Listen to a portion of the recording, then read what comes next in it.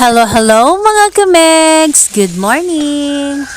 Akong giluto karon mga kamegs kay chop suey.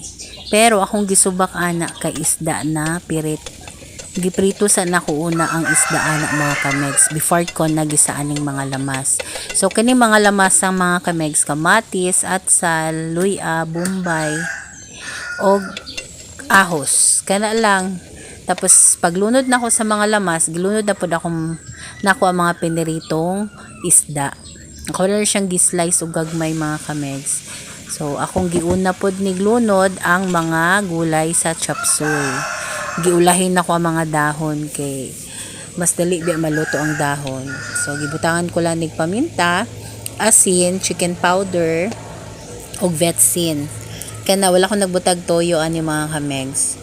So pahuman ako butang ang nagtimpla, ako na siyang giukay nya gibutangan nako siya og tubig.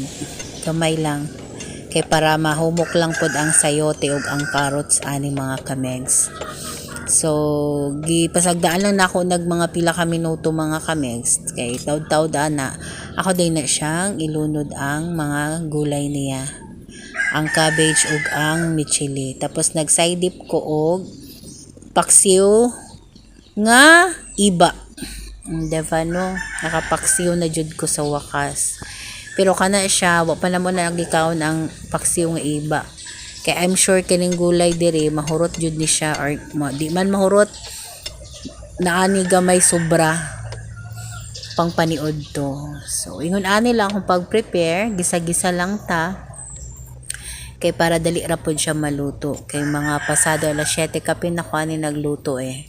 So nahuman ko gluto mga 8:40 yata to. Yeah. Mga 9 na jud mi namahaw ani mga kameg. So kini gilunod na nako ang mga dahon ani. So pagkahuman ani ako lang siyang gipasagdaan. Wa ako siya taklubi kay ug takluban manggod nimo siya ang color sa gulay maluspad ba. Gusto nako fresh gyapon siya tan-awon gani ug maluto siya kay kini mga gulaya manggod sa chop suey mga kamegs kasagaran ani pag magluto ka half cook ra jud siya dapat kay tamis na biya ni siya no nya para green pagyapon siya tan-awon ba. In fairness lami kaayo nga akong chop suey mga kamegs nga isda ang subak. So kini lang akong pamahaw karon. Daghan salamat sa pagtanaw ug thank you so much sa tanan nag-follow sa kuha ug sa mga friends nga mutanaw aning video.Inoton na mo ulam ideas ani nga inyong lutoon. So thank you for watching. Please like, share, follow, react and comment sa akong Facebook ug sa akong Reels mga kamegs. Thank you so much. Amping mo kanunay. Bye.